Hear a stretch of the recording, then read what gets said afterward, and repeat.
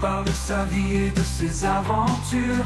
Avec humour, il nous captive et nous rassure. Du gaming au voyage, il nous emmène dans des péripéties qui nous divertissent et nous entraînent. Lui, le petit belge a un talent unique. Sur YouTube, il nous fait rire et nous pique. Avec ses vidéos, il nous embarque. Dans son univers, on se marre et l'on s'éclate.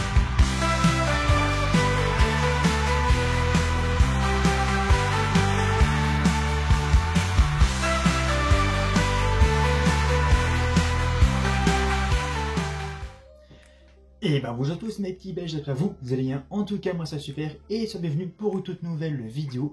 Donc aujourd'hui nous sommes le 14 octobre et aujourd'hui en Belgique ce sont les élections communales et provinciales.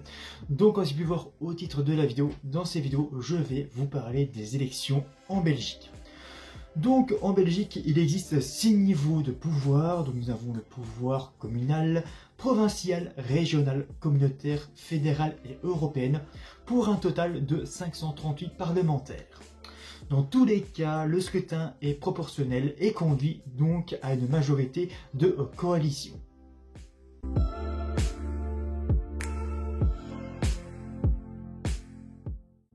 La répartition des sièges se fait selon la méthode d'Hondt appliquée aux résultats des listes par circonscription électorale.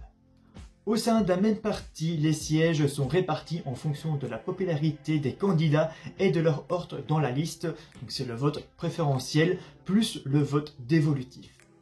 Les circonscriptions parlementaires sont les provinces pour la Chambre et pour le Parlement flamand plus Bruxelles. Elles sont plus petites pour les élections du Parlement wallon. L'arrondissement de Bergeveen, donc Bruxelles-Halle-Vilvoorde, s'étendait sur la région de Bruxelles-Capitale et une partie de la région flamande, donc Halle-Vilvoorde. À partir de 2014, la circonscription de Bruxelles-Est, avec le canton électoral de Ronde-Saint-Genèse, la seule circonscription bilingue français-néerlandais. L'arrondissement de Verviers comprend également les communes formant la communauté germanophone et est donc en facto bilingue français-allemand. La durée des mandats varie selon le type d'élection. Depuis 2014, les élections fédérales, donc pour la Chambre, ont lieu tous les 5 ans en même temps que les élections européennes. Avant 2014, les mandats avaient une durée de 4 ans, sauf élection anticipée en cas de dissolution. Les élections régionales et européennes, eux, ont lieu tous les 5 ans, sans possibilité d'élection anticipée. Et enfin, les élections communales et provinciales, eux, ont lieu tous les 6 ans, sans possibilité d'élection anticipée. Donc il existe deux types de vote, soit voter pour un ou plusieurs candidats d'une même liste, ou soit voter pour un parti. Dans ce dernier cas, les voix obtenues pour les partis sont réparties entre les candidats en tenant compte de leur ordre sur la liste et au prorata des votes qui leur manquent pour être élus. Les candidats en début de liste sont ainsi privilégiés. Évidemment, le vote électronique n'est pas obligatoire et laissé à l'appréciation des communes. Le débat à ce sujet est toujours ouvert.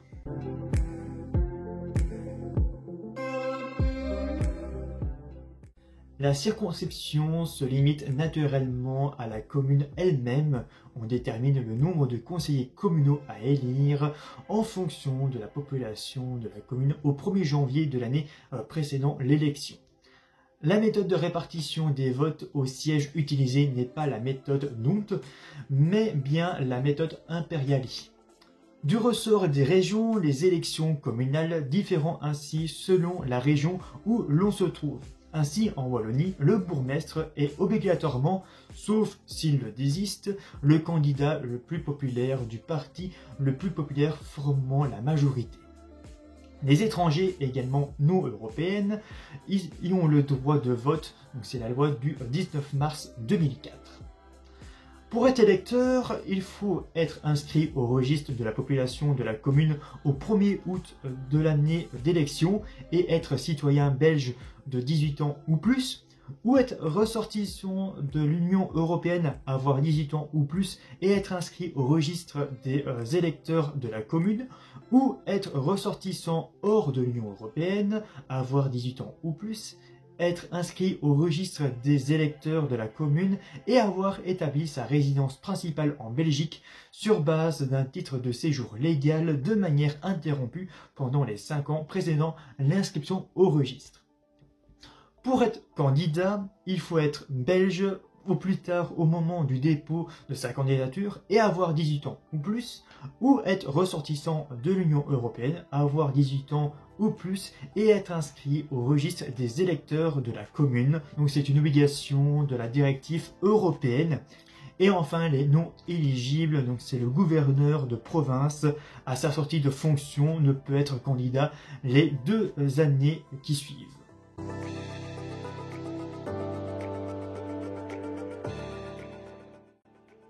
La circonscription électorale pour la province et le district, il s'agit d'une subdivision des arrondissements administratifs. On détermine le nombre de conseillers provinciaux à élire en fonction de la population de la province au 1er janvier de l'année précédant l'élection. Donc pour être électeur, il faut être inscrit au registre de la population de la commune appartenant à la province visée au 1er août de l'année d'élection et être citoyen belge de 18 ans ou plus. Pour les candidats, il faut être belge au plus tard au moment du dépôt de sa candidature et avoir 18 ans ou plus. Et les non éligibles, c'est le gouverneur de province, donc à sa sortie de fonction, ne peut être candidat les 2 années qui suivent. C'est les parlementaires, les sénateurs, les eurodéputés et les membres d'un parlement régional ou communautaire. Et c'est les secrétaires d'État, les ministres, tant fédéraux que régionaux et communautaires, et les membres des commissaires européennes.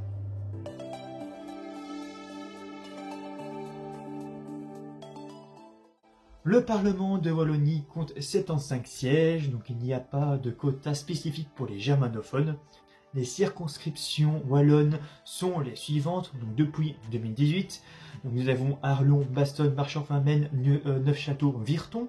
Ensuite nous avons Charleroi-Thouin. Ensuite nous avons Dinan, Félinville. Ensuite nous avons Huy-Warem. Ensuite nous avons Liège, Mons, Namur, Nivelles, Soigny-la-Louvière, Tournai-Ath-Moucron, donc composé des arrondissements de Ath et de Tournai-Moucron, et enfin nous avons Verviers. Le Parlement bruxellois compte 89 sièges, 72 francophones et 17 néerlandophones. Les 17 mandataires néerlandophones ont le même poids politique que les 72 francophones. La coalition au pouvoir doit donc former une majorité dans les 2 groupes linguistiques. Et enfin, le Parlement flamand a quant à lui été dissous à la communauté flamande. Donc ça, on en parlera un peu plus tard dans la vidéo.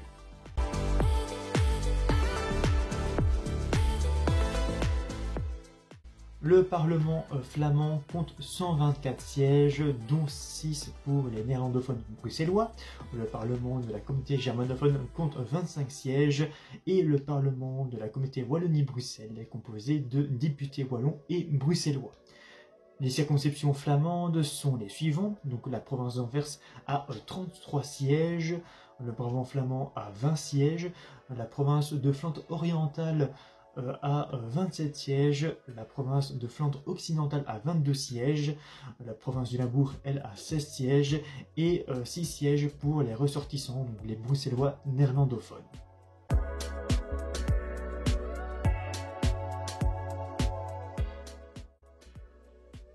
Les 150 députés de la Chambre des représentants, donc le Parlement fédéral, sont élus au suffrage universel direct de la représentation proportionnelle selon la méthode d'Hondt. Le vote préférentiel dans le cadre d'une même liste est possible. Le nombre de sièges de chaque circonscription est proportionnel au chiffre de la population de celle-ci. Ce chiffre de la population de chaque circonscription électorale est déterminé tous les 10 ans par un recensement. Le 10 octobre 2022, les 150 sièges sont répartis selon les 11 circonscriptions suivantes. Donc en Flandre, nous avons 87 sièges, donc 24 sièges pour Anvers, 20 sièges pour la Flandre orientale, 16 sièges pour la Flandre occidentale, 15 sièges pour le Brabant flamand et 12 sièges pour la province du Limbourg. Pour la Wallonie, nous avons 47 sièges, 17 sièges pour la province du Hainaut, 14 sièges pour la province de Liège, 7 sièges pour la province de Namur, 5 sièges pour le Brabant wallon et 4 sièges pour la province du Luxembourg. Et nous avons 16 sièges pour Bruxelles capitale.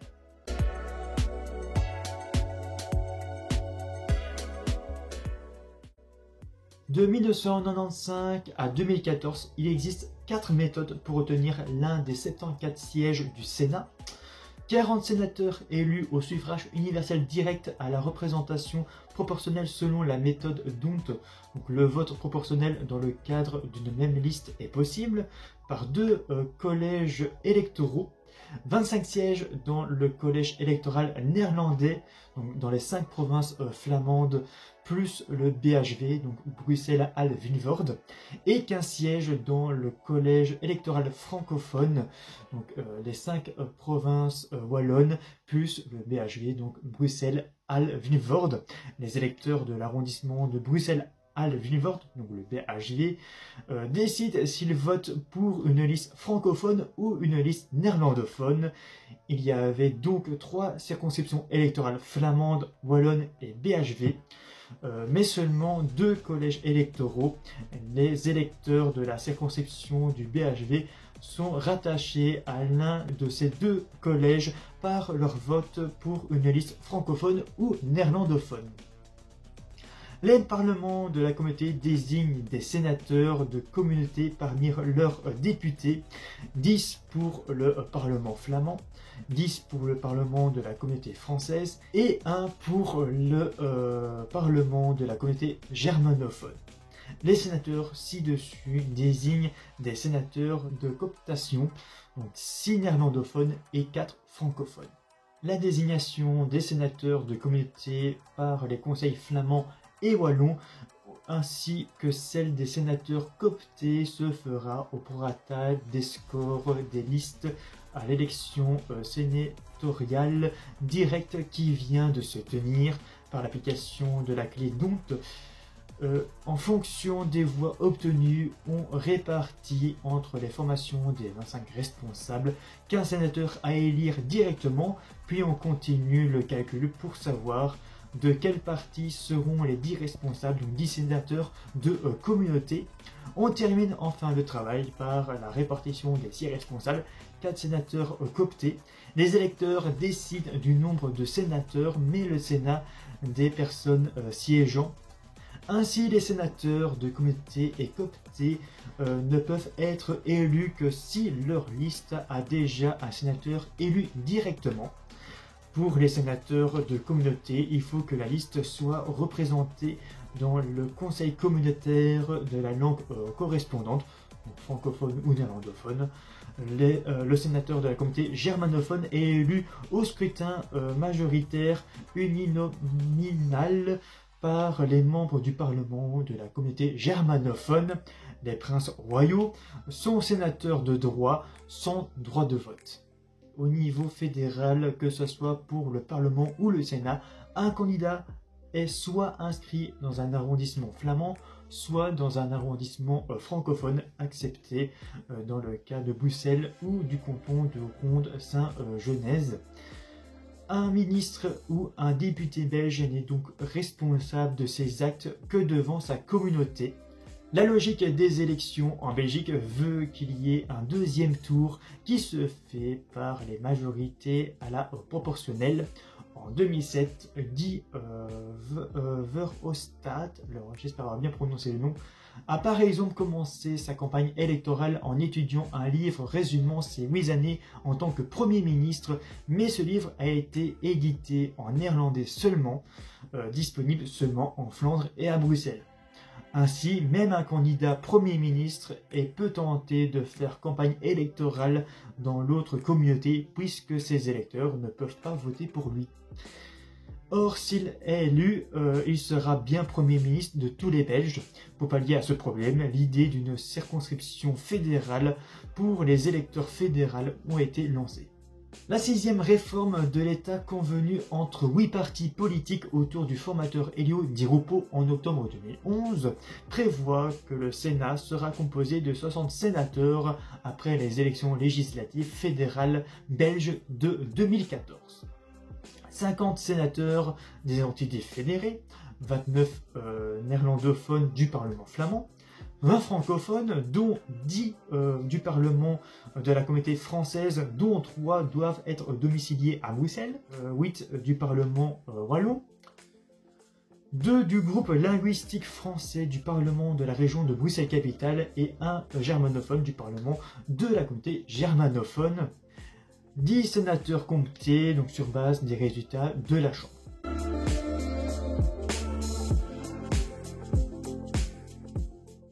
Au Parlement européen, la Belgique dispose de 22 sièges, 13 pour le collège néerlandophone, 8 pour le collège francophone et 1 pour le collège germanophone. Pour les élections européennes, la Belgique prévoit donc 3 collèges électoraux qui regroupent globalement les 3 communautés, mais recense 4 circonscriptions électorales au niveau européen. La majorité électorale pour les élections européennes en Belgique est de 16 ans, alors qu'elle est de 18 ans pour les autres élections, car oui, c'est vrai qu'en Belgique, pour les élections européennes, on peut voter à partir de 16 ans, alors que pour les autres élections, on vote à partir de 18 ans. Donc voici une liste des dernières élections en Belgique, donc de 2004 à 2024. Donc pour commencer, nous avons voté le 13 juin 2004 pour les élections régionales et européennes. Ensuite, nous avons voté le 8 octobre 2006 pour les élections communales et provinciales. Ensuite, nous avons voté le 10 juin 2007 pour les élections fédérales. Le 7 juin 2009 pour les élections régionales et européennes. Le 13 juin 2010 pour les élections fédérales anticipées. Le 14 octobre 2012 pour les élections communales et provinciales. Le 25 mai 2014 pour les élections fédérales, régionales et européennes. Le 14 octobre 2018 pour les élections communales et provinciales. Le 26 mai 2019 pour les élections fédérales, régionales et européennes. Le 9 juin 2024 pour les élections fédérales, régionales et européennes. Et enfin le 13 octobre 2024 pour les élections communales et provinciales. La fédéralisation de la Belgique a conduit à une multiplication des niveaux de pouvoir, et ce d'autant plus que la durée de mandat varie de 4 à 6 ans. Ainsi, les partis sont en moyenne une durée sur 2 en campagne électorale, ce pourquoi certains plaident pour coupler les élections régionales et fédérales. De 2004 à 2024, soit 20 ans, les Belges ont été invités à voter 11 fois. Toutefois, dans ce cas de figure, un parti pourrait se retrouver dans la majorité fédérale et dans l'opposition régionale, ce qui compliquerait davantage la formation d'un quelconque gouvernement ou inciterait les partis à imposer les mêmes majorités à tous les niveaux de pouvoir, au détriment du choix des électeurs. On notera cependant que ce choix d'isoler les scrutins pour les différents niveaux de pouvoir permet aux électeurs d'avoir une vision plus claire des différentes entités et du fédéralisme belge. La plupart des États fédéraux organisent en effet des élections distinctes, les enjeux et les compétences n'étant pas les mêmes. Les citoyens ont aussi la possibilité d'opérer leur choix pour chaque niveau de pouvoir. Donc voilà pour les élections en Belgique. J'espère que vous avez compris sur ces élections belges. Alors je sais évidemment qu'il y a beaucoup de choses à comprendre, mais ce qu'il faut retenir, c'est qu'en Belgique nous avons 6 niveaux de pouvoir. Donc nous avons les pouvoirs communal, provincial, régional, communautaire, fédéral et européenne. Et il faut aussi savoir qu'en Belgique, en 20 ans, nous avons voté 11 fois. Donc c'est la fin de ces vidéos. Donc si vous avez aimé la vidéo, n'oubliez pas de liker la vidéo, de la partager et de vous abonner si vous avez envie. Donc moi je vous dis à la prochaine pour une prochaine vidéo. D'ici là, portez-vous bien et ciao à tous. Oh Belgique, fière et belle, tes paysages enchantent, ton histoire est belle. Des Ardennes verdoyantes à la mer du Nord, la Belgique, joyau au mille trésors.